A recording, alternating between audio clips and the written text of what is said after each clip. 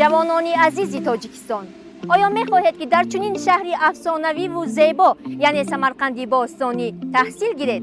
Агар ҳа, пас дар он ҳолат аз он имкониятҳое ки Донишгоҳи давлатии Самарқанд маҳз барои шумо пешниҳод мекунад, истифода баред.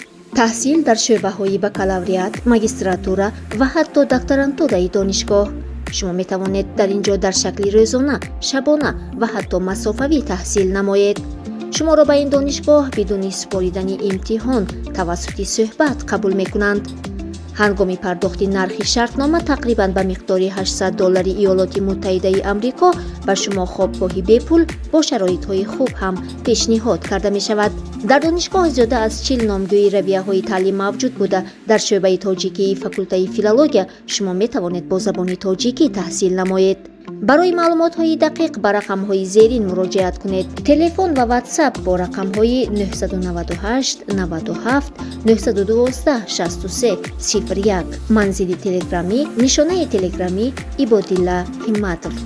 аз ин силкаи махсус истифода намуда номнавис шавед. муддати қабули ҳуҷҷатҳо то санаи 25 августи соли 2025 аст.